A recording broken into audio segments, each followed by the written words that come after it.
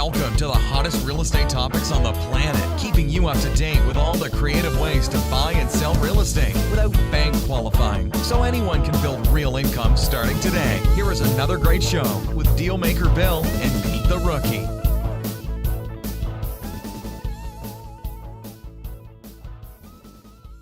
All right, here we are at another episode of Flipping Houses for Rookies.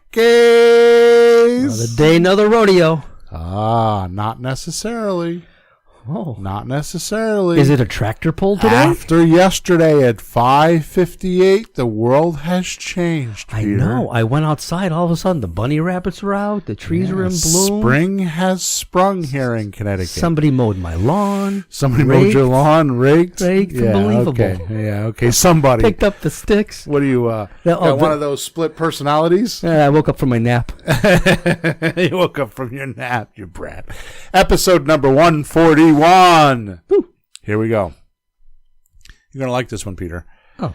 Now, Peter just walked in because he's getting his car repaired. So he got a ride here because he's getting his car repaired. So we literally talked for about 5 minutes about what we're doing after the show. But we had no conversation about the show. Like we ever do? Yeah, exactly. Like it matters? Like even if I do, it's like, nothing. Tell me the truth when I read this to you, okay? If you like it or not. If you don't like it, you need to tell me because I'm a little bit on the fence on this one. You got plan B? No. Okay. Because I think you're going to like it. Here's the title. Where to get miscellaneous money for real estate deals. Mm-hmm. Miscellaneous? That sounds too small. Right.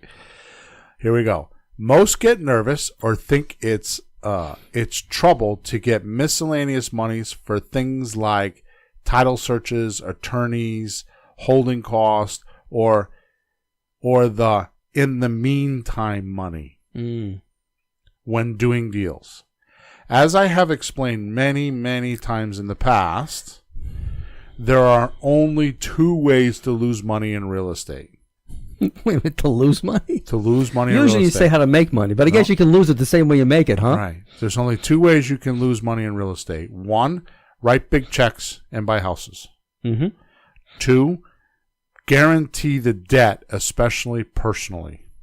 Yeah. There's only two ways you can lose money in real estate, and we don't do either of those two things, which is why we always announce, or I always put my emails and all my stuff that it's risk-free, because if you don't write big checks and you don't personalize or put a personal guarantee on the debt, then you're safe. Mm-hmm. Okay? So that's the way to be safe. But what about the miscellaneous money to get you a deal? Where do you get this money? Sometimes when converting houses to cash, to fast cash, you need a little bit of money. In this podcast, we're going to talk about many selections you can use to find these costs or to fund these costs. What do you think? You got my attention because one of the reasons I didn't start this decades ago when I was a younger person with a wife and new kids and stuff. Because how much does a lawyer cost? How much of that? Who has extra couple of grand sitting around when you're young and starting out? Right. That can be a problem for a lot of people.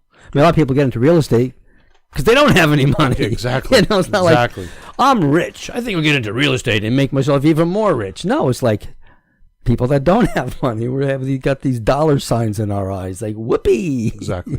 Late night commercials, whoopee. But, how much does a lawyer cost? Stuff like that. So lead us on, deal maker. Good. So let's tear into it. So first thing I want to say is the reason why we're doing this podcast is for some not weirdest reason, but in the last week I've had 2 or 3 questions on my support lines. My support tickets. Yeah. Which, by the way, if you're listening to this podcast, just go to flippinghousesforrookies.com and just go up to contact us or go to flippinghousesforrookies.com/support, and I answer 90% of the support tickets. The only reason why I don't answer some of them is because some people will have trouble with website technical stuff, and Emma does that stuff. But anything to do with deal structuring or anything to do with how to find deals or any real estate, they come right to me. Okay. So those are the support tickets I'm talking about. And sometimes I get a lot of them. And honestly, I'm bragging at this point. You should be too. The reason why I get the support tickets is because our podcasts gives enough information that people are actually out doing deals. I mean, we're at 141 now. We're episode number 141, and we've given a lot of information. I was teasing you last week, telling you I don't want to be known as a guru. I don't want to be. I never wanted that. But I do like the fact that I should be a duru. I told you that, remember? Because I do shit. A duru. Yeah, duru, right? So I like that. I'm a duru. You know, if you want to call me anything, call me a duru. Send me a support ticket and say, hey, duru, because I do shit. Like words. We did a meetup the other night. You know, I'm off topic here, but we did a meetup the other night, and it was spectacular. The raving reviews I get anymore at those meetups, and the amount of people that come. And the amount of people that we've helped, you know, just in the room. I mean, like the other night, I laid out, how to a startup plan. You know, because my hot seat person like had stuff like she was looking for deals, so I gave her 2 very casual, very easy to follow plans on how to get leads. So. If you want to see that meetup and you're not from Connecticut, I will not give my Connecticut people, you have to come to the meetup. I'm not going to, if you live in Connecticut, then you have to come to the meetup. I'm sorry. You can't be lazy and get the video later on. Yeah, but there's a lot of reasons to come. There's a lot of other people in the room that you can meet, and people network, and there's coffee. Yeah, and we give away, there's coffee. We give away a lot of prizes. Oh, you gave away some crazy stuff. I gave a couple $1,000 worth of prizes away. Yeah. Have raffles a lot, and they're real prizes. They're not like some hyped up marketing thing. I just randomly gave away some of my courses. And but anyways, if you're not from Connecticut, just send a support ticket in, and myself or Emma will send you a link to that meetup.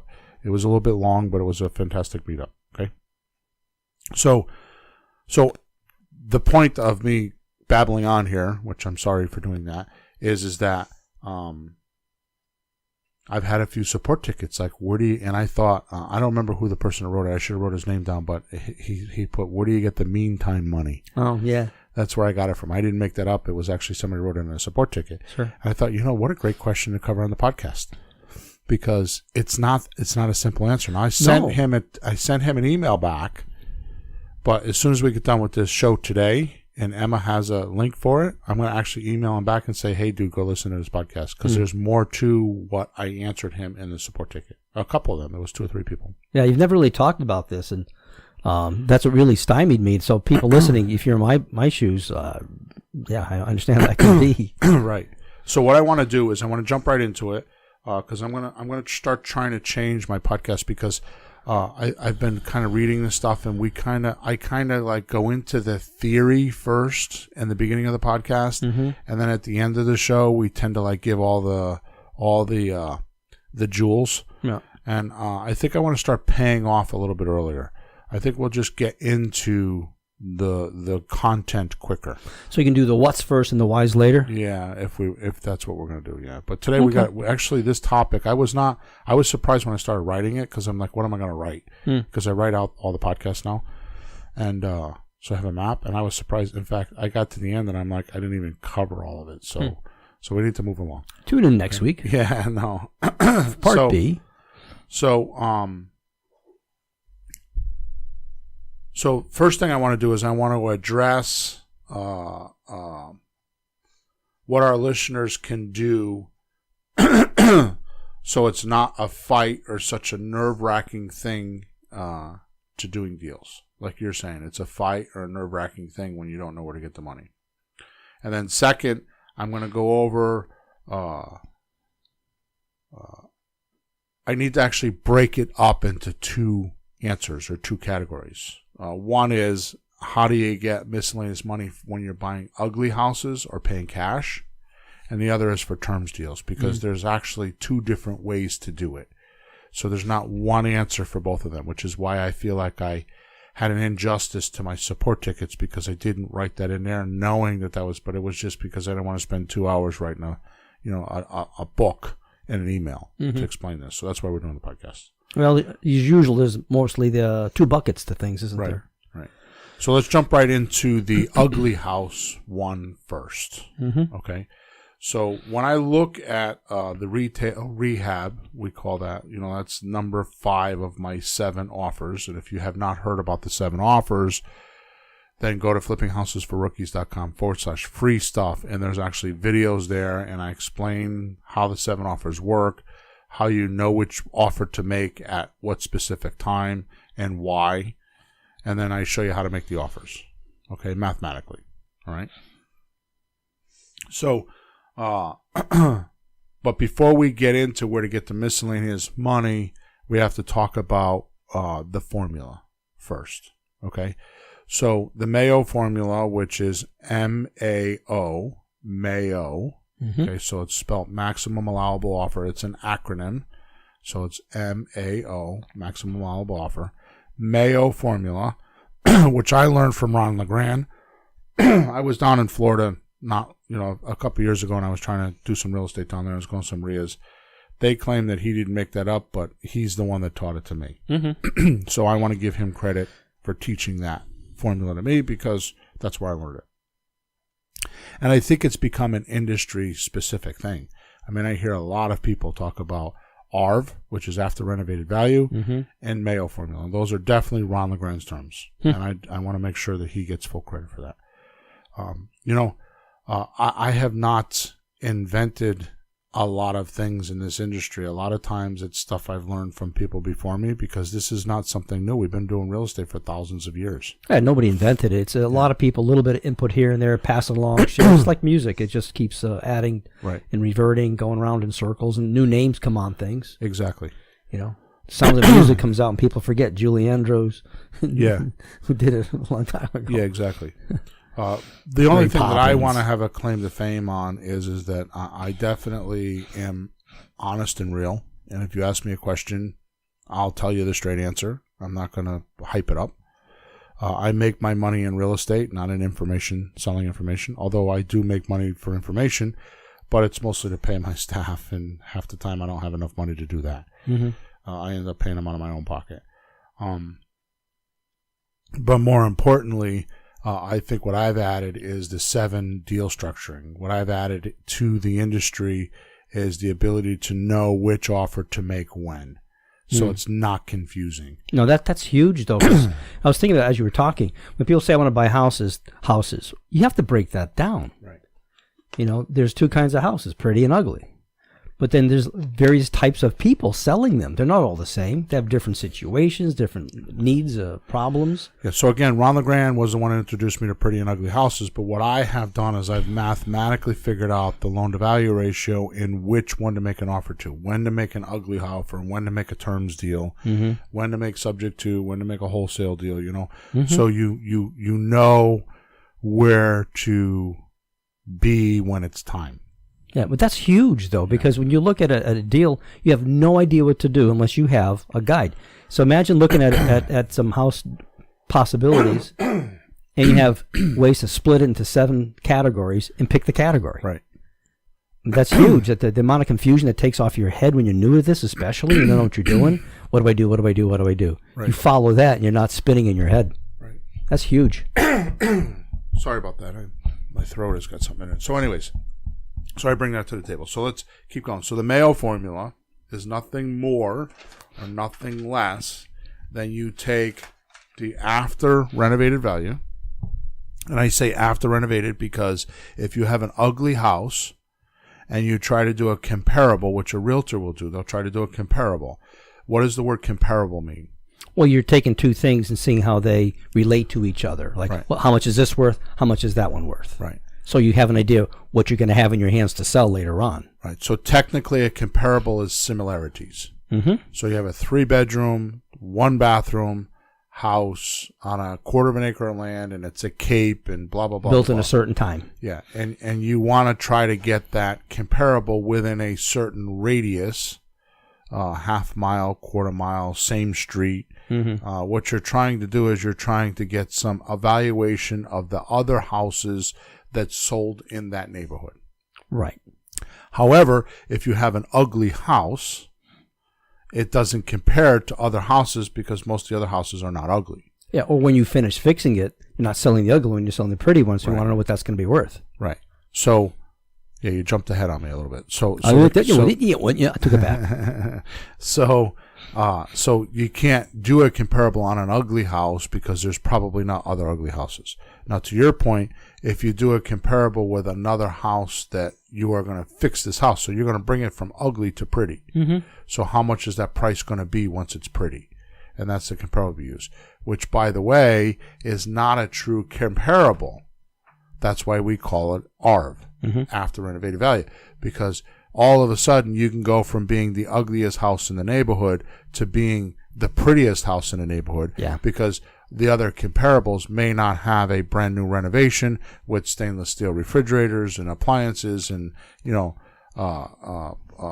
with the marble tops that we use. The granite countertops. Also, even the outside.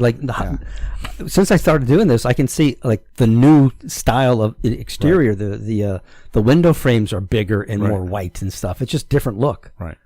So that's why your number, and ARV stands all by itself, because it's not the ugly price.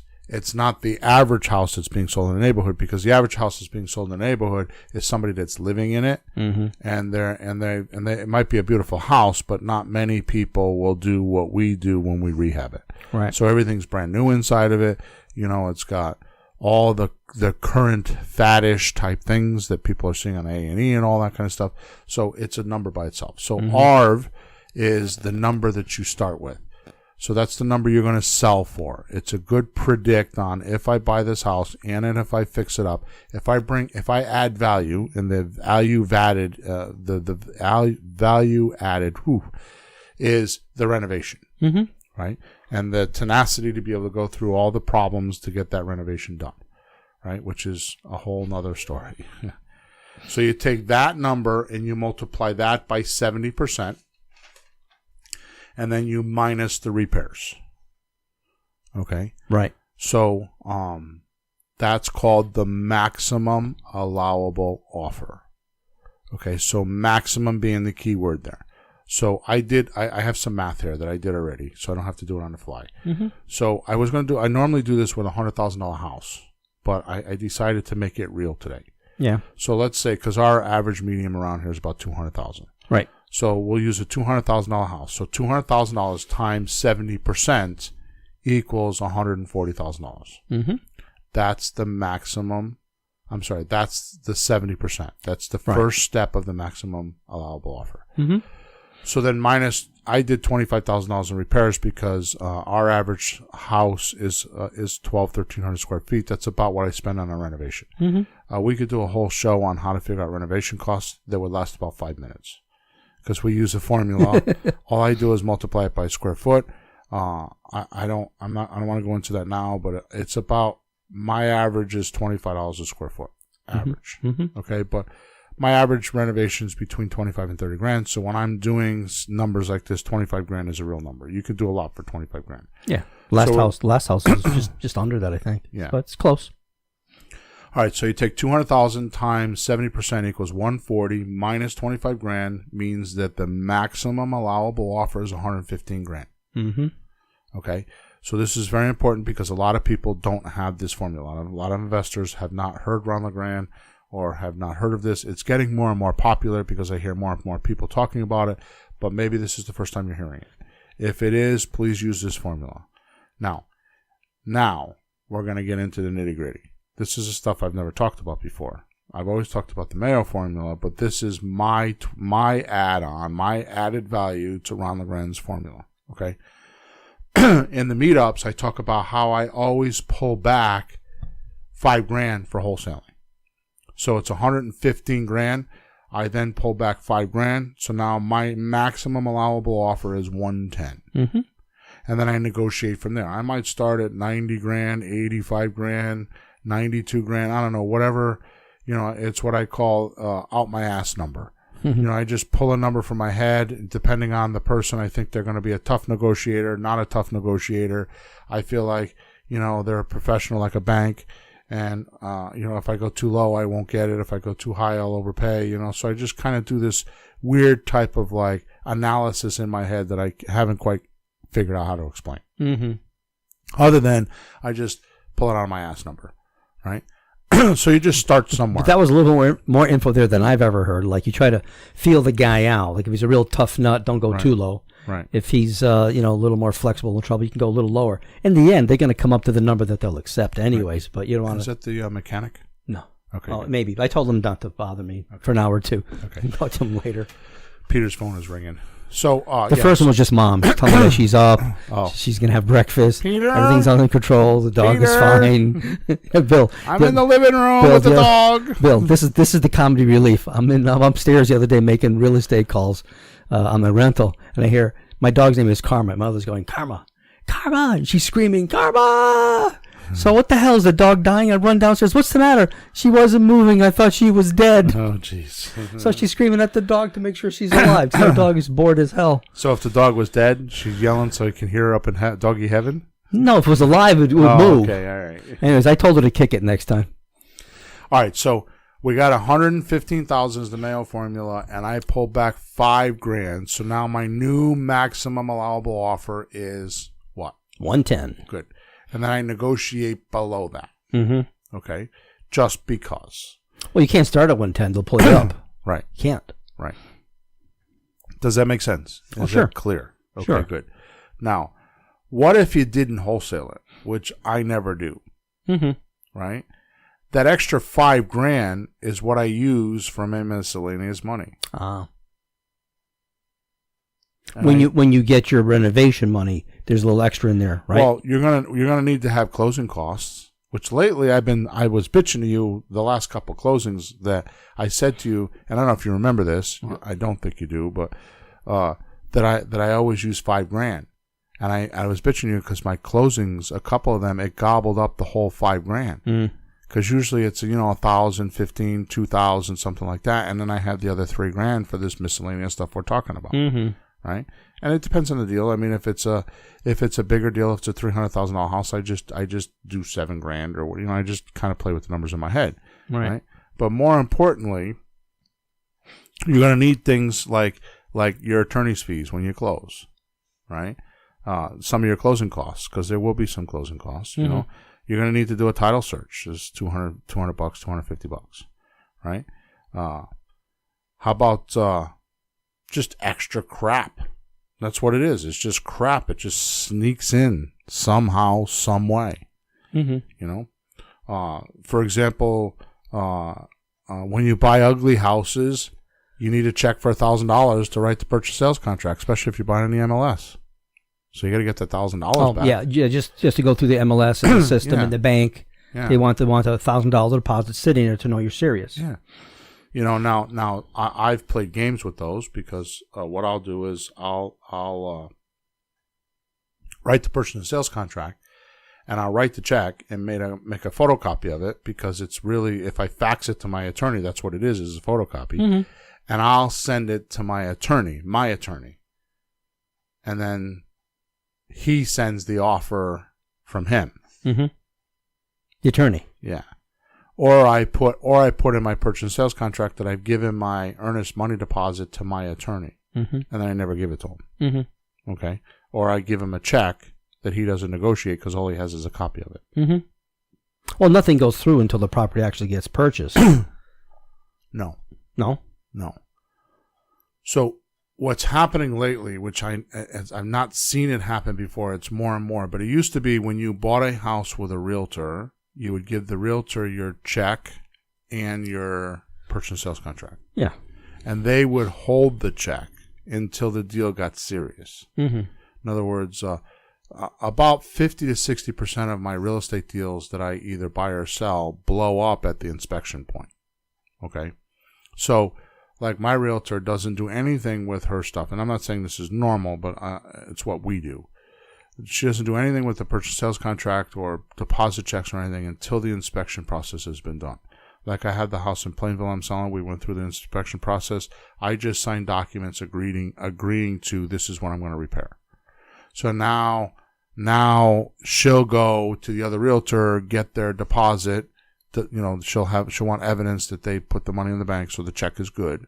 Okay, and she will send the purchase and sales contract to my attorney and we'll start working on it. Mm-hmm. Okay, but we've been in this. This has been, I mean, I negotiated for a week or 4 or 5 days anyways. At least 3 or 4 days. It's usually 4 or 5 days with me because I like to negotiate. Then we signed a contract, and then they had to get the inspector out there.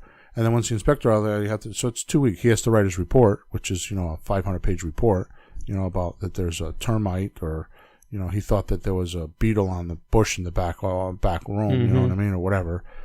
Somebody dropped a gum wrapper in the basement. Yeah, there you go. That's a better example. So that takes a while. So it's 2 weeks before anything, all that kind of stuff happens. So nothing got negotiated. Anyways, I'm spending way too much time on this. So the point is that when you make these offers, you don't need to have the $1,000 right away, especially if you tell your attorney or whoever that I need to make the check good. So don't negotiate it. Mm-hmm. And that's not the end of the world. But in a week or two, you need to make sure it's good. Now, here's the important thing. When you're doing multiple offers on the MLS, you can't keep giving $1,000 for every offer. So that's why we use a copy of a check. And the only check that we make good is the one that we're going to sign a deal for. Yeah. So if I give 10 offers on the MLS, which by the way is another strategy. So if you make 2 offers a day on the MLS and you write a purchase and sales contract and you write a check out for $1,000, okay? Which deals do you work on? Well, I always tell you, you're looking for a motivated seller, right? You need a motivated seller. Mm-hmm. Well, that motivated seller is going to be the bank. So how do you find a motivated bank? Well, if they're offering $90,000, they want the house for $90, and you put an offer in for $68, and they come back and say, we won't take $68, but we'll take $85, that you got a possible motivated bank there. Mm-hmm. So that's the one you go look at. That's the one you go pay attention to. Other than that, you don't look at the houses. You don't drive by the houses. You don't do nothing. You just make offers until somebody says, I won't take 68, but I'll take 85. Mm-hmm. Now that's the one you go out and look at it. You do your analysis. That's the one you spend your time on, not all the others, because otherwise you'll never buy a house. No, there's no sense doing all the homework on something you're not going to even get a response on. Right.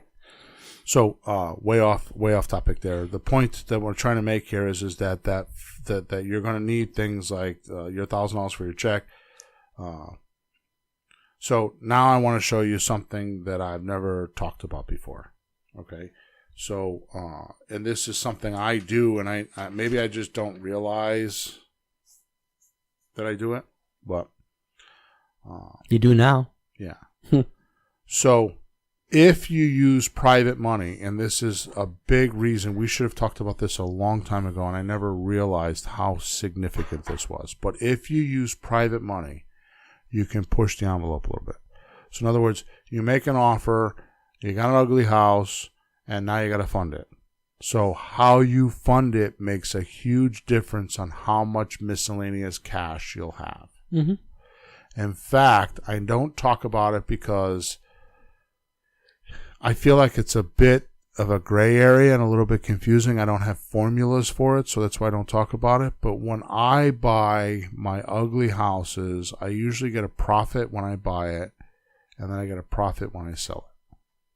Now, it's not a additional profit. Like suppose I was going to make 30 grand, I'll make $5,000 at the closing and then 25 at the back end. Mm-hmm. Okay, and here's how I do it. Just because I want cash, sometimes I need cash to live off of, mm-hmm. or I need miscellaneous cash. Mm-hmm. Right? So if you use private money, you can push the envelope a little bit. So I'm a little reluctant about. I hope this is clear enough that we can communicate it and not have a whole bunch of questions about it. But I think I've worked it over enough to explain it. Okay. I'll let you know. So normally with a hard money lender, you cap out at 70%. They won't lend you more than 70%. That's for the purchase. That's for the renovations. That's everything. They want to be all in at 70%. Mm. But with a private money, they don't know that. Most of them don't know that. They don't know anything about that. Or they're willing to take a little bit more risk because they know you. They're investing in you, not so much the property. Mm-hmm. They trust you. That's why they're doing it. Okay. So if you ask for 72% instead of 70%, right? So now that's $144,000. Mm-hmm. So remember what I was telling you before. 70% was how much? 140. 140. So now we got 144 because he asked for 72%. Mm-hmm. Now is that risky for your private lender? Not really. No, because there's that 28% spread. Right. That the worst that'll happen is you might make a little bit less profit, but you pay the guy off. Right. You're not breaking even on the deal. There's your profit. When he goes to make money, it's not going to 2% is not going to make a difference. Okay, because if he got that far, he just wants out anyways. No. He just wants his capital back. Right, and it shouldn't make that much difference to you as the person. You're going to make $20,000, $30,000, $40,000 profit.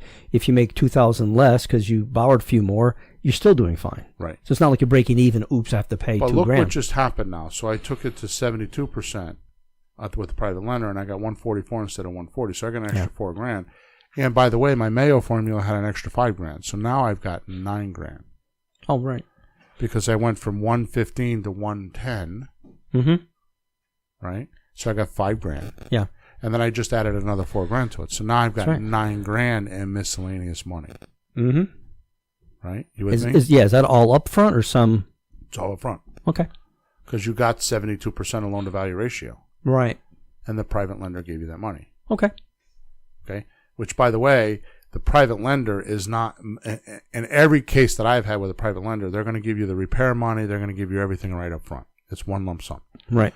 With a lot of these AKA disguised bankers that call themselves hard money lenders, they want to control the crap out of you. And when your hair turns a certain color and when you sleep 3 hours and you go in the basement to find the gum wrapper, like you say, then you can have this much money.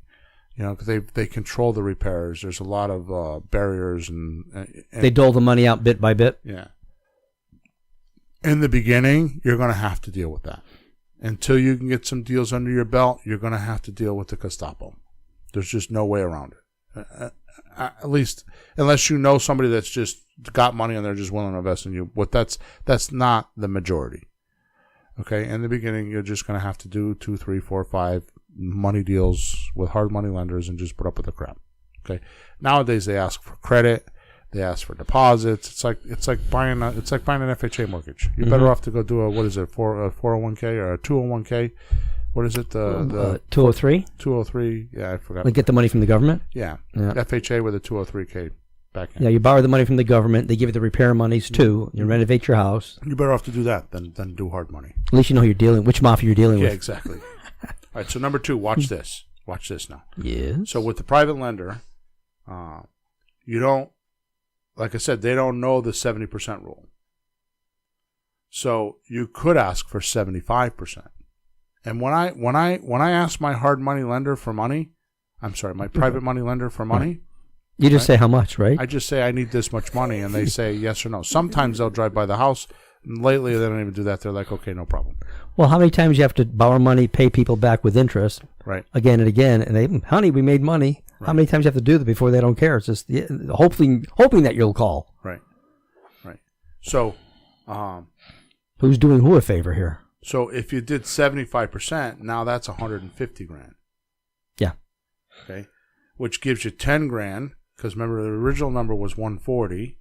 Mm-hmm. Now we're borrowing 150, so there's $10,000 plus the $5,000 that we put in the Mayo formula, so that's $15,000. Yep. Now, like I said before, you have to be careful because first of all, you're paying interest on this money. So if you're going to take $15,000 and put it in your pocket, just realize you're paying 9% usually, or 7% or 12% or whatever, right? So you're paying interest on it. Number one, and number two, you have to make sure that you realize that all the profit is all the profit. You're not getting more money. It's just when you're getting it. Right. It's not like you're adding to your profit. So like I said, if you got a $30,000 deal and you take $15,000 now, you're only going to get 15 when you sell. Unless, of course, you do such a great job, which we've had happen. You get more money for the house. You know what I mean? I mean, we did that with your house on Brockett Street. You know, we comped it for 180, and I think we sold it for 190 or whatever the number was. Yeah, the last one we got 10 more than we were planning on, so that was nice. But don't bank on that. No, be conservative. I was too. I got a little wild on one of them, and it didn't work as good.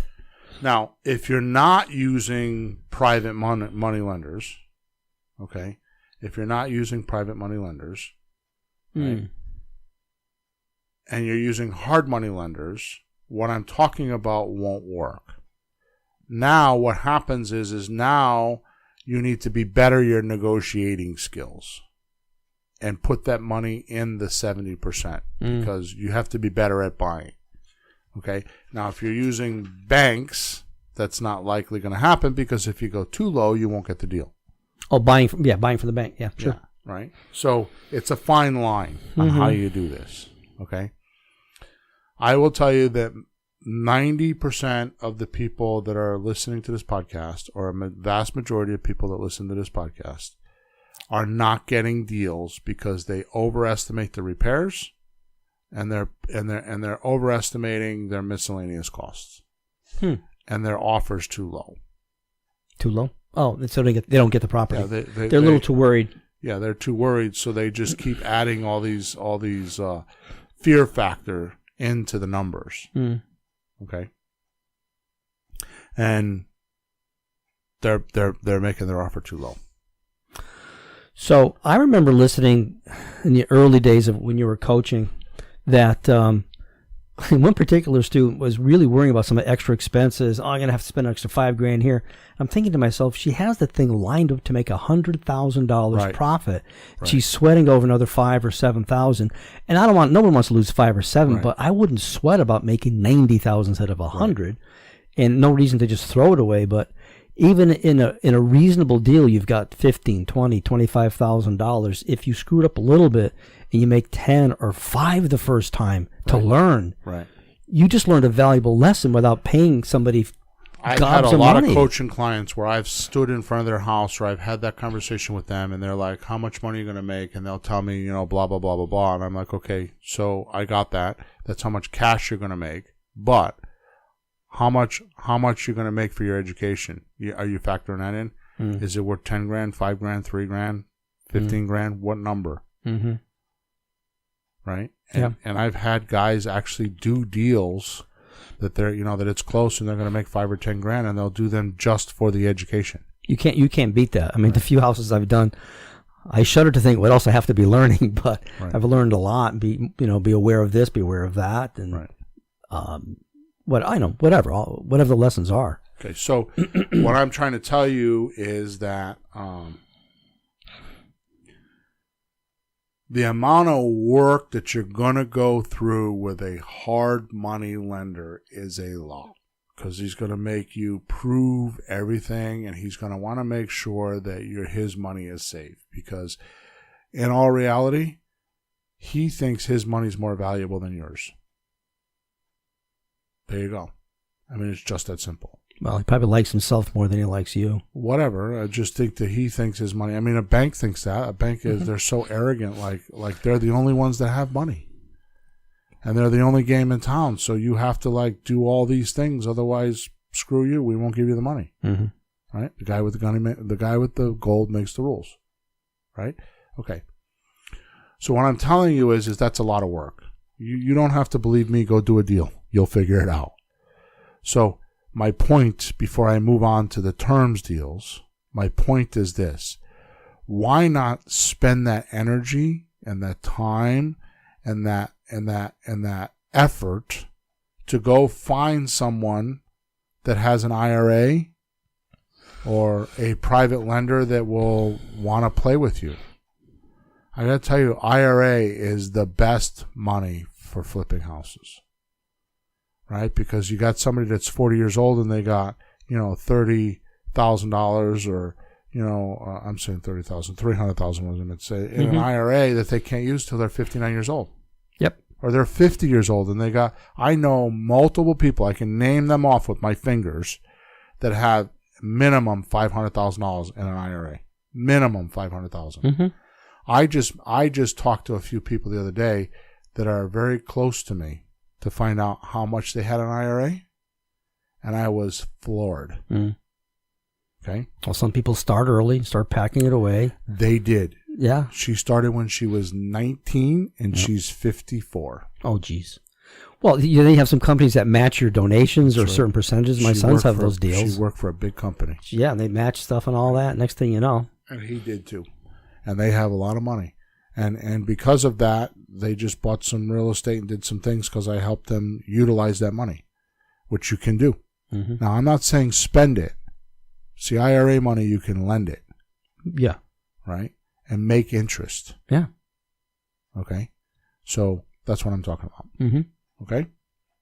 Make sense? So if you want to get more on how to find money for the ugly houses or for your deals, just go to episode number 114, episode 114, and we cover that in 30 minutes. Mm-hmm. It's like, where do you get your money? There's 3 places to get money for your real estate deals. We're not talking about the most valuable one right now. We're just talking about the hardest ones right now. But go to episode number 114, listen to that episode, because there you'll hear about how to get money for your real estate deals. Okay? Now let's move on to the terms deals. Pretty houses. Right. Bill, just in general, are you saying that the miscellaneous amount of money that you could predict to spend is around $5,000? Is there a number? That's what we're looking at. Is $5,000. Around 5. Okay, just so that's the number. See if you can get $5,000 available. Okay. I mean, more is good. Yeah, but too much, then if you're borrowing, then you're wasting money and paying interest on something you don't need. Right. So I think it'll clarify once we start talking about the terms deals. Okay. Okay. So how many times have I had a screaming deal? I mean, like literally a screaming deal, like the Clinton house. That's a screaming deal. That's the deal of the year last year. Yeah. So I don't think so, but it was a good deal. I mean, I got $1,000 a month positive cash flow, and I got $100,000 in the back end. Mm-hmm. And I did a handyman special, and the guy's fixing the house up, right? So I got a screaming deal, and I need a few $1,000s to close or to get to the big numbers, right? So what do? Right? So let me explain. Say I have, like I said, a subject to house, which is I just get the deed, right? And I need a few $100s for a title search, right? I need money to advertise the house, right? Because the only time I'm going to get money now I hear what I have. Here's what I have. I have a person that gives me the deed to their house. I have no deposit. I have no nothing. They give me the deed to the house. They leave. I have a house now. Yeah. So somebody gives me their house. I want to say somebody gives me their house. Okay? If you don't believe me, go away. Yeah, I guess. There's no other way to say it. Right? I can explain it simply this way. Everyone would think that a house is an amazing asset. To some people, it's an amazing ass problem in there. It's a problem. Right. The parents died. They don't live there, and it costs money. It needs to be renovated. They're not even near there. They're too busy. It's a pain in the ass. It's not an asset. Yeah, good. And we've seen that. Please take my house. Now, they're not going to just hand it to you. They're going to get some money down the road when it sells and cashes out. Yeah, but it's not a lot, and they're happy to have that. $65,000 in their pocket. That's not, hey, you want $65,000? Is that chump change? Yeah, that's what they feel about it too. Right. And you're taking a problem off their hands. Honey, the house is off our hands, and in a few years we get 65 G's. Woohoo! Let's go to dinner. It's like that. Right. And if you have to see it to believe it, go ahead. Yeah. But don't discount it. Yeah, don't discount this whole industry. And don't discount the fact that somebody would give you a deed to their house and keep the mortgage in their name. I've done. I can't even count how many of those I've done. My one holding is that little condo that's going for rent, and people are coming out of the woodwork to rent that little sucker. Yep. And I got the deed. I didn't even make payments for 2 months. Yep. Sorry. Read the books. You make this shit up. Exactly. We can just write fiction books and make more money. Yeah. Come on. So first thing you got to do is a title search. That's a few $100s. And then you're going to need money to advertise it. You're going to need money for signs. And you're going to need to pay the electric bill and the heat bill. And, maybe you got to cut the grass or plow the snow. Maybe you need a dumpster, right? You need paint. Maybe you need to fix a faucet. You got a broken light or something like that. I mean, all this. Yeah. This is all just kind of like. This is what I think we're talking about. Yeah, because in a rehab, that's like part of your rehab, like fix this, fix that. But if it's not a rehab, you're not borrowing money. Somebody gave you the house. So in a rehab, you need to go get the private lender. You need to give them the money to get the keys. Yeah. Here, they gave us the keys and the deed. Now you're like, oh, Now, you're going to get that money. Hear this. You're going to get that money when your buyer moves in because your buyer is going to bring that money to the table. Mm-hmm.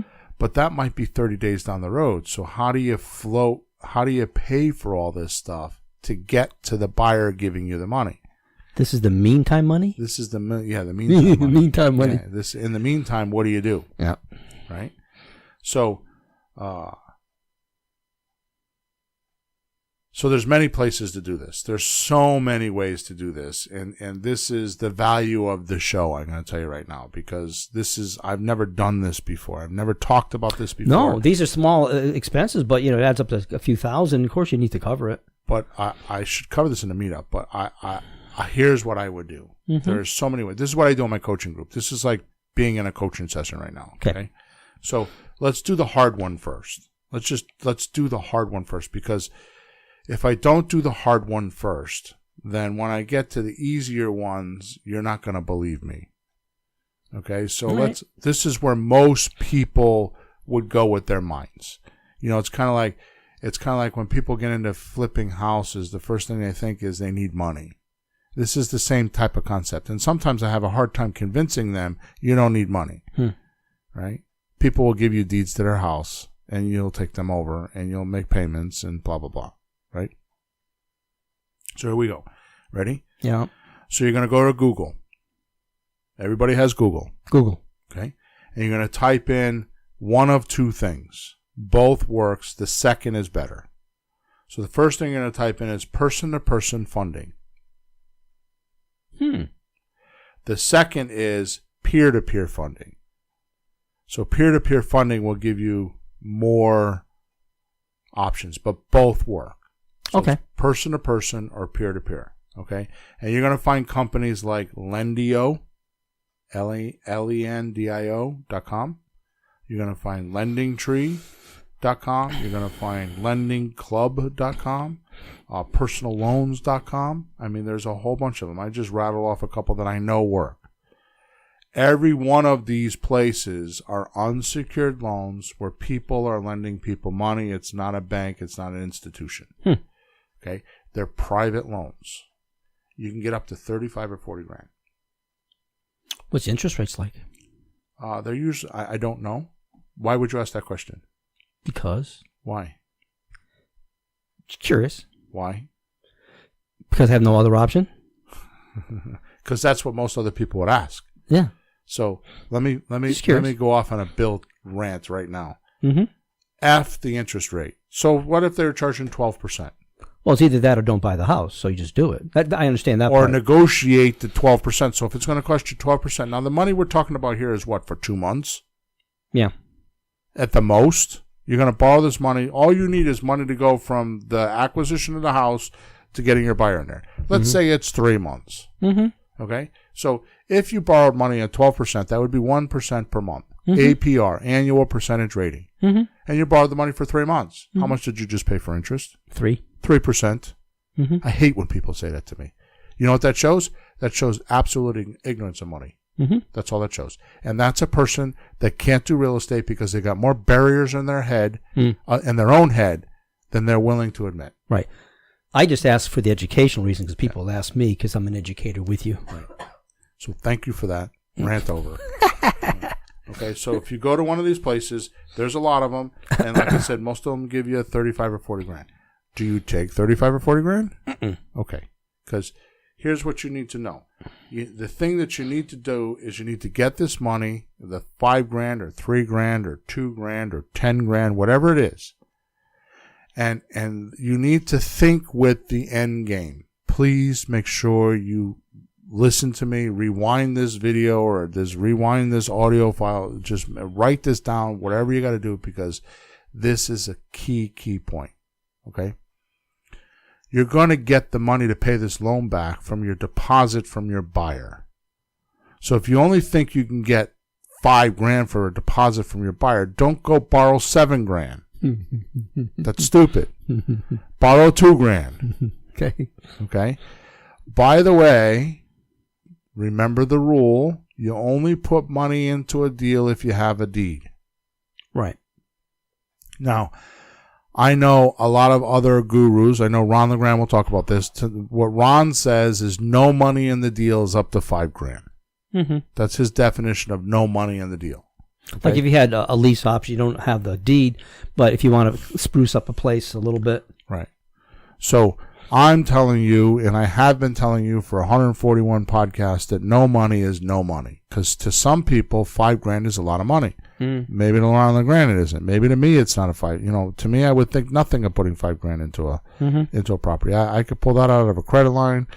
Well, we're going to talk about that. Yeah. So the point is that $5,000 is not a lot, and you can spend $5,000 on a house before breakfast. Mm-hmm. I mean, it's not hard. $5,000 is not a lot of money on a house. Okay, but for some people, $5,000 is a shit ton of money. Mm-hmm. Okay, I understand. So we've talked to him. Yeah. All right. So just realize that the money that you're borrowing is coming from your buyer's deposit. So be extra conservative and don't go hog wild, like painting rooms and buying appliances and doing all this kind of stuff. If this is not renovation money, this is miscellaneous money. If you got to do all that work, then what you need to do is you need to go find somebody with an IRA, put a second loan in position, and figure out how you're going to pay for it over time if you got to do that much work. Mm-hmm. Okay, so just put it into your numbers that, okay, you got to make a second mortgage payment, which is somebody has IRA or private money or whatever. Okay? All right. So let me see here. Now, one of the things that we run into with subject 2 is that if you have somebody that's behind on payments, you might have to make up payments. Right. You might have to make up 1 or 2 payments, okay? And that could be a little bit more than the $5,000. That's why I'm talking about going to get some, go find some IRA money or private money, because you may have to do some fix up. Maybe you need $7,000 or $8,000 in repairs, and you're going to make up, 2 or 3 payments. Next thing you know, you need $11,000. Mm-hmm. Right. But you have the deed on this one, so right. Now, you could go to this Lendio and those kind of people like I'm talking about, or you're better off to go to an IRA or a private money lender or something like that. Mm-hmm. And I'm going to give you a couple of options here in a minute. The point is that just make sure that you know that that's not miscellaneous numbers. What we're talking about is different. Miscellaneous is different than the deal structure. Miscellaneous is not in the deal structuring. You get that? Oh, yeah. Does that make sense? Well, in the deal structure, if you're doing, you're still talking pretty houses? I'm talking about any house, but yes. Miscellaneous is not in the deal structuring. Right. It's not rehab. It's not, yeah. It's just like oops money. Yeah. Oops, I forgot about the attorney. Oops, I forgot about the taxes. Oops, I forgot. It's like oops Could money. you include it, or is it just not done? It's just not done. But my point is, because it's always about $4 or $5,000 anyway, $3,000. Yeah, it's $4, $5, $7,000. It's never more than that, right? So if you have payments behind and you have to do renovations, like you gotta paint a room or put a new rug in, or and all of a sudden, between the catch-up payments and the cleanup stuff, I mean, it's nothing. I've many times spent $2,000 just to clean a house out. Mm-hmm. By the time you get the dumpsters and a crew of guys to do it, just to clean it out. Oh, yeah. Just to clean it out, it's $1,500, $2,000. I mean, I've been forever paying for a 30-yard dumpster $505, and miraculously, all of a sudden, I get a letter in the mail that dumpster's now $555, and they're talking about putting tolls in Connecticut, like a big thing in Connecticut. Jesus. And now, if that happens, they're going to go up to $575. Mm-hmm. You know what I mean? So it's like, oops! Like all of a sudden, I went from $505 to $575. Like, where's that money come from? Sure. Right. That's not something you would figure in your calculations, okay? So let me just clarify this before I move on, because we're almost done. If you have all of a sudden $10,000, $11,000, $12,000 because you need to do renovation, because you need to catch up on some payments, that's part of the deal structuring. That's part of, I need to take over the mortgage payments. I need to have $10,000, $11,000. I need to borrow that money and figure that into my payments. Mm-hmm. So my buyer is going to pay that either through their deposit money, because think of it this way. You buy a $200,000 house, or you're selling a $200,000, like I got one right now. I'm selling a $260,000 house for $240,000. Mm-hmm. Okay? So 3% of that. Let me do the math because I haven't done the math. So 240. My calculator worked. 72. Is it? Mm-hmm. Seems like my calculator still has the iced tea in it that I spilled last week. Yeah, so Go with $72,000. So 7,200. Yeah. 7,200. Yeah. So 3% is 7,200. Mm-hmm. Right? What's 5%? Right? Because you're going to get between 3 and 5%. 110. Yeah. So it'll be $11,000. Bill, you know why I know these numbers so good? Why? I used to charge $24 per lesson. Oh, really? I could multiply 24, 48, 72, 90s. Yeah, kind of. So that's $12,000. Uh-huh. So 5% of 240 is $12,000. So that means I need to get between 3 and 5% for the deposit. Mm-hmm. So I need to get between $7,200 and $12,000. Right. For down payment or more. Right. And that's compared to 10 or 20% on some bigger mortgages. Right. So hear me loud and clear. Hear me loud and clear. I am not going to take less than $7,200 for a deposit for this house. Because if I go for an FHA mortgage, I need to have 3%. I am not taking less than $7,200. Mm-hmm. Okay. Because the bank's not going to give. So now pay attention. I'm going to close this gap right now. So pay attention to this. Mm-hmm.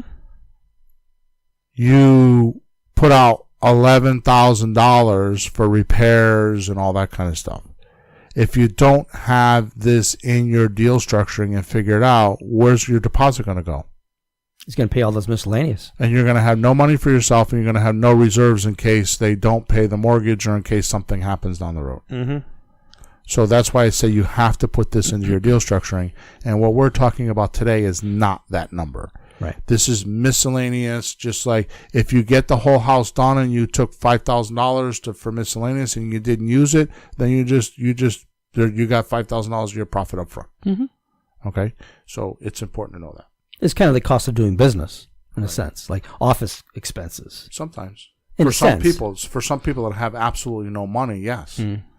You know, for guys like you and I that are doing that, we don't think about that. Mm. You know, I think nothing of giving Emma my credit card for a meetup and go to Staples and spend $400 or $500 to print materials for a meetup. Mm. Some people don't do that. You know, I think I went to Home Depot. I've been to Home Depot 3 times this week for rental properties, buying miscellaneous things, and probably have spent $400 or $500. And it's a debit card. It came right out of my checkbook. You know, now mind you, it's for more than one apartment. You know, I've got three apartments that need things. Mm-hmm. I had a plumber that needed to go put in a toilet the other day because the toilet was leaking. You know, I mean, I got to pay him, and it'll probably be a couple $100. What do you buy at Staples for apartments? Huh? You say you had to go to Staples. I'm sorry. I meant Home Depot. That was Home Depot. Yeah, Okay. I'm sorry. I'm Yeah. thinking, what are you buying? Okay. I'm sorry. Buying. Did I say Staples? Yeah. I didn't mean that. I got you a desk. Yeah, I got you guys a new printer. Yeah, sorry. I'm gonna go shopping with you. All right, so I almost didn't ask. So yeah, no, I'm glad you did. 'Cause I didn't realize I was saying that. All right. So let's wrap it up here. I can't believe this calculator. I got to get a new calculator. That's where I needed Staples. Oh, there used to be one down here. Yeah. And Oh, your wait. phone is on it. Oh, my phone's on. All right. So let's wrap up the podcast with this, Peter. Yes. So we did the hard one first. So you go to Google and you type in person-to-person funding or lending and peer-to-peer. Peer-to-peer. And you'll find a whole crap full of them there. You fill out, 3-4 of those, and you'll have money. That's a good way to get money. If they'll go up to $35,000, could that be renovation money? Absolutely. Right? I've had a lot of my coaching clients do that. Yeah, because sometimes we can pick up a house subject to or free and clear, so we don't have any payments on the house. We just need the renovation money. To hell with that. What? To hell with that. That's a great idea, but to hell with that. What? How about the hard money guy that says that he'll fund you the deal and you need 10% down or 5% down and renovation money? Mm. There's a way to do it. Go to peer-to-peer or person-to-person and go borrow the money. Mm-hmm. Then you can borrow $40,000 and you can do whatever. Mm-hmm. Especially if you're buying houses that are $150,000, $200,000 houses, that'll cover it. Yep. And I've had so many coaching clients do that. They freak out because they're like, the hard money guy wants me to go. I don't have. Well, yes, you do. So they filled that gap that he's requiring with the person to person. Cool. And these guys lend. I mean, when I went on one of the websites yesterday, I put in the credit score requirements were 560 to 640. Jeez. Was one of the, and all it is a percentage rate. You know, how much they're going to charge you for interest. Right? But they'll still give you money. You know, they charge more if your credit score is worse. Of course, yeah, everybody does. You pay more insurance. You pay more for groceries when you're. Yeah, I'm just being facetious, but seriously, is that what they look at me? Your insurance is. I mean, there's so many things that you pay more for when your credit score is low. You don't even realize it. Not just loans. There's a lot of things in life now that are credit scores are attached to. All right, so suppose you don't want to do that, and you want to be Bill Hawthorne and come up with other ways, because I wouldn't do that. I would not go to Lendio and borrow money, because there's way too many easier ways before I go through the aggravation of going to an application online and having to do that. To me, that's the hardest way. Okay, so I'm going to rattle some of them off. Okay? Sure. These are other places you can go to get money, right? So obviously you can use your own personal cash, because people have that. Okay, I mean, we can't leave that out. That's a duh. Well, you know, my wife and I did. We were putting a couple $100s a month into our IRAs. Yep. And it wasn't going to add up to like huge money. You know, we're all set now. That's why we're doing this. So let's just take the IRA money and just put it on the real estate. So we bought all our office supplies, letters, stamps, and all that. Started promoting. Got the first house. Did the deal. Made the money. Put that in the bank. Now we got money sitting in the bank. Right. But I funded it with my little IRA flow of my own. Right. What the heck? Exactly. I leveraged that into way better money than like what percentage sitting in an account somewhere. A lot of people don't think of how important leverage is. Oh, yeah. The whole business is leverage. The other thing you could use is, I've had many coaching clients do this. My daughter just did this with a 2-family house, and I just talked to her yesterday, and she's like, you know, things are going along, and she's getting her cash flow, and she had to do a couple repairs, but it's fine because she had the money in the bank to do it. Because once I structured a deal for her, she bought the house from me, and I made a profit, but she also made a profit. I mean, she made as much money as I did. Actually, she made more money than I did, right? But the point is that when I set her up and I structured the deal, I left a chunk of dough in her checkbook because I knew the house was vacant for a year, and I know when people start living in a vacant house that's been for a year, that things are going to happen, and sure enough, it has. And she had that money, and she said to me yesterday, Dad, I'm so glad I listened to you. Because they're not sweating, like, where am I going to get the money from? You know, we just had to put a shower door in. It was like $650. She had the money. She had to fix the ceiling. It was $170. She had the money. Sure. You know what I mean? Yep. And I just know from experience that when a house sits for a year, there's going to be problems. They call that house rot? Yeah, pretty much. Yeah. Lot rot from cars. All right, so use your own 401k. They actually borrowed money from their 401k, and they're paying it back every week out of his paycheck. So now what we did in this particular case is the entity that bought the 2-family house actually writes her husband a check every month from the deal, because we figured it into the numbers, wrote a check. I mean, they borrowed, I think, how much was it? 40,000, 30 or 40,000, and they take like $120 a month. So it's $500 a month. So every month the entity writes him a check for $500 to pay back the 401k. But it's part of the deal structure. Yeah, and we knew that. So that's very real. You just got not thinking with where to get the money. So 401k money is a great place. And there's no penalties, and there's none of that. Regardless of all the myths, you can borrow your own money and pay it back as a loan. There's nothing wrong with that. Credit cards. You know, you don't need much for a credit score. 640, 650 credit score these days.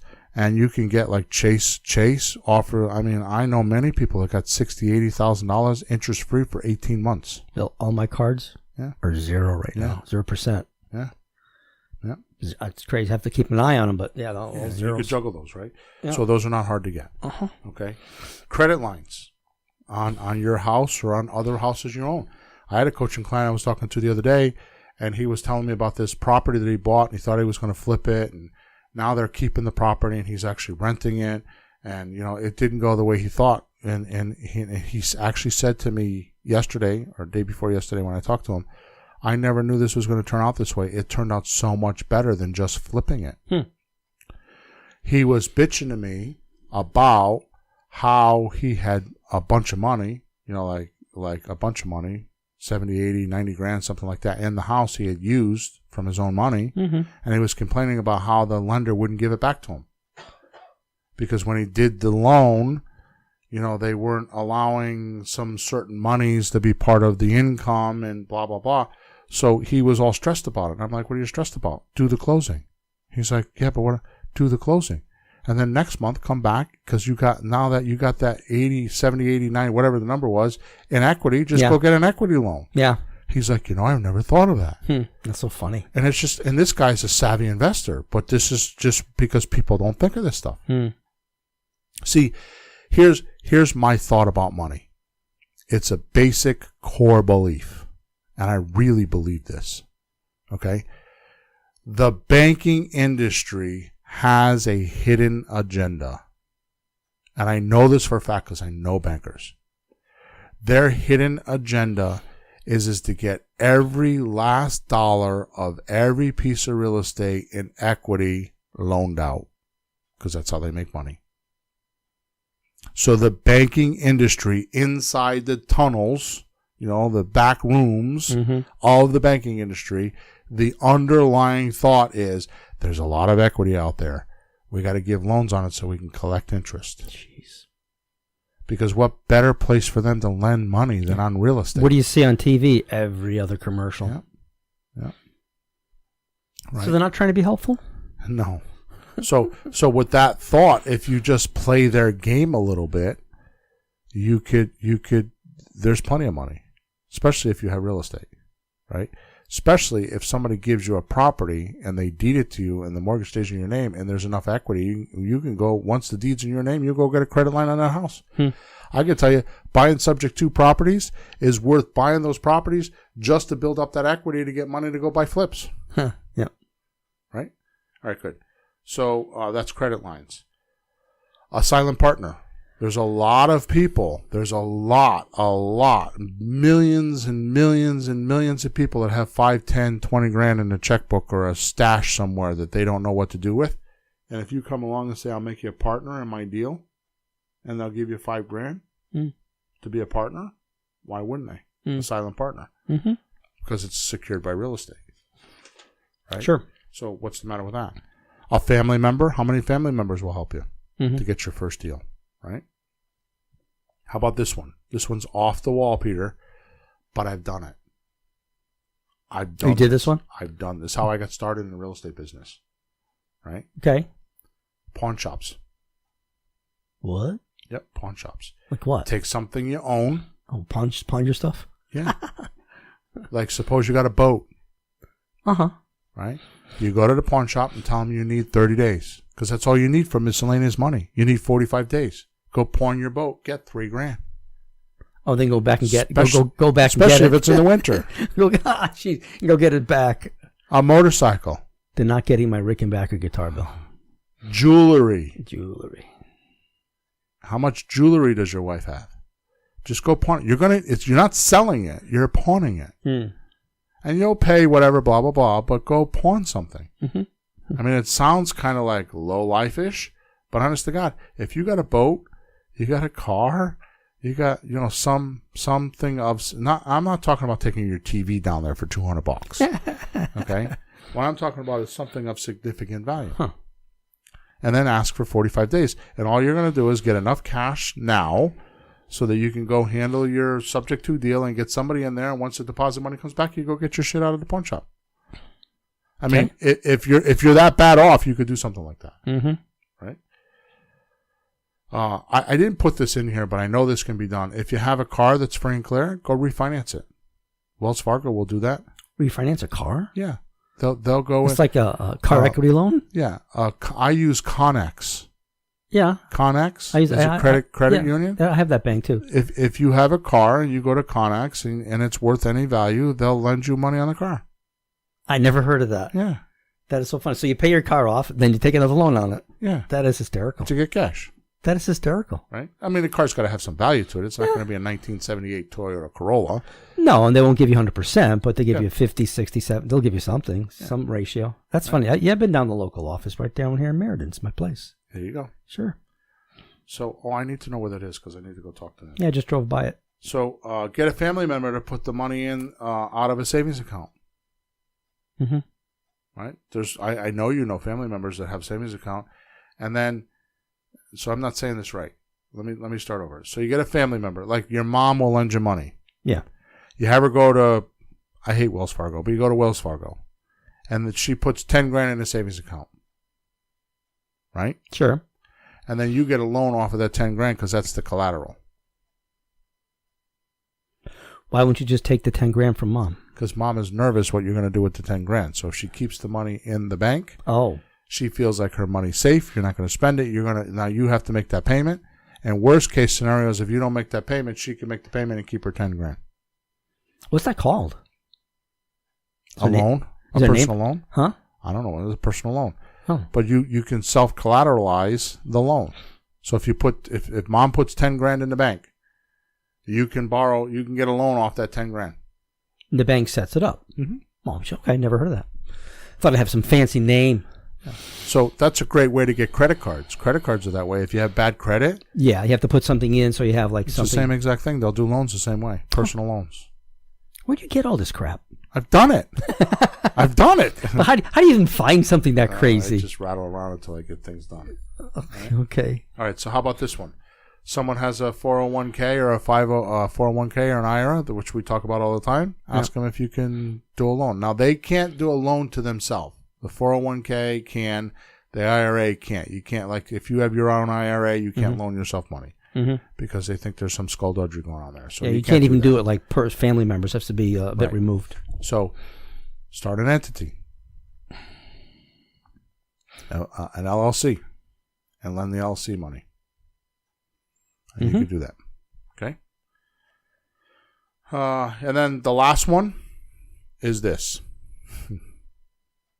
I have done this so many times. I have helped so many coaching clients. I have bought literally millions of dollars worth of real estate doing this. I've done this with you.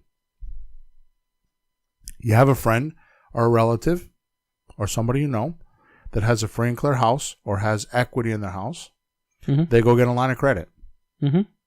Say the house is worth $200,000 and they get a $125,000 line of credit. You borrow that money from that person. Now they're going to pay what, 3 or 4%? Right. How much you pay on your credit line? 4 plus now. It's gone up a little bit. 3 or 4%, right? So you know the home equity line credits are more than the mortgages right now in interest. It's almost 5. So you get a line of credit, say even if it's 5%. Now they lend you money at 9%, 7, 8, 9, 10%. And here's the most amazing thing about credit lines, why I love them so much. Because the only money you got to pay back is the interest. Yeah. So if you take $10,000 and you got 5%, how much is that? $50. That's your payment. So wouldn't it be cool, especially for renovation money, right? Because we're talking about miscellaneous money. This works for anything. You borrow $30,000 from your mom from her credit line. It's secure. You make a loan. So you put a note on the house so she's completely protected, right? And you pay how much? $120 a month, maybe in interest, until you can get through your sale and pay her back the money. Now you've paid her all the interest, right? You're paying 9%. She's paying 5%. Right. There's a lot of that kind of money. Sure. The funny thing is, she'll do it for 5 too, because she's your mom. Exactly. She just wants to help you. Not losing anything, not making anything. So, bottom line, I've used these as last resorts, right? I always try to get my seller to fund the deal. These are last resorts. You know what these are, Peter? This is bad negotiating with your seller. Well, but for the meantime money, is there a way to get that other than... Sometimes. Yeah. Get them. In that 45 day gap. Let me ask you a question. Yes. If you went to a realtor, what would they do then? Is the realtor going to put money into the deal? No. So then why should you? Mm-mm. So if it needs a garden bed, then what is the realtor going to say? You need to replace that garden bed. Oh yeah, for things like to fix up the house, things like that. They should continue to pay the electric. What I'm saying is if you get a deep enough discount and you get something that's a really hot deal, you don't want to lose it because you're telling somebody they need to put in $4,000. Right. So this is why you would do this. Okay. Or if it's just a mediocre deal, you're just not negotiating correctly. That's what I'm saying. Okay. Okay. So, the last one I want to talk about, and then we're done because obviously we're over again. The last one I want to talk about is this. Suppose you need repairs on your house. Suppose you buy a subject to house and you, like we were talking about before, getting the deed deal or a subject to house. Mm-hmm. Right? And you need work. You need repairs. Like we need $7,000 worth of repairs. Okay? Yeah. I've done this many, many times. I just did it recently. Go to your contractor and say it's going to be $7,000. Mm-hmm. He gives you an estimate of $7,000. Say to him, I have a question for you. Would you be willing to take $7,500 or $7,700 and wait till I sell the house to get paid? And most of the time he'll say yes. Most of the time he'll say yes. Especially if you get a contractor that's a little nervous, you can write a note and put a second mortgage on the house. He could put a lien on the house. Right. Have him actually attach a mechanic's lien or a lien on the house. And what do you care if he puts a mechanic's lien on? You know that he's going to get paid. Mm-hmm. You tell him you can put a mechanic's lien on it if you want. Mm-hmm. Because it's part of your deal structure. The only time a mechanic's lien is bad is when somebody does it and you don't want them to do it. But it's part of your numbers. Mm-hmm. So if you're planning on spending $7,000, tell the contractor, write a bill for $7,700 and put a mechanic's lien on the property and you'll get paid at the closing. Mm-hmm. Right from the attorney. Yeah, it's the same old story. Cash now is less. Money later is more. So why are you letting all these barriers stop you from getting money? It's you in your mind. You're not. The scarcity mentality is because you're not looking enough. You don't have enough options to be able to do this. And I just gave you a shit ton of them today. There's some really cool ones in that I never heard of. Yeah. Yeah, because I haven't. I mean, a couple times I've been without money with you, but I mean, like really desperate. I mean, when I first started, I had nothing, and I had a wing and a prayer, and everybody telling me I was freaking nuts because it wasn't like it is now. When I started 15 years ago, it was a scam. It was at midnight. Oh, you watched that infomercial on TV last night. You're one of those guys, huh? And that's how it was. I got harpooned if I told somebody I was a real estate investor. And how dare you talk about not giving me full cash? It was just not like it is now. Now it's much easier. Okay, so to end the show, I want to say, please go give us reviews. I need reviews. I've had a lot of people giving us reviews, good, bad, or indifferent. I need reviews because we're trying to get up our Google rankings, not our Google, iTunes rankings. And we need reviews. If you just go to flippinghousesforrookies.com/podcast, it'll take you right to iTunes, or go to iTunes or wherever you listen and just give us reviews. I need reviews. I feel like we give a lot of valuable information, and the simplest thing you could do for me to repay me back or repay you back is to give us reviews. So please go give us reviews. Also, if you're curious about how to find motivated sellers, the people that we're talking about that will do these deals, go to flippinghousesforrookies.com /courses, or just go to the main page, flippinghousesforrookies.com, go up to courses, top right-hand link, top right-hand side of the page, go to courses, and if you go to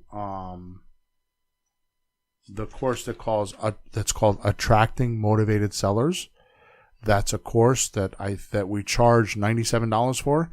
And I also, when I did the live seminar, we gave away $197 worth of bonuses that has a shit ton of stuff in there, including the cost to sell worksheet, There's PowerPoints in there. There's all kinds of stuff in there as the bonus. So the original course was $97. The bonus was $197.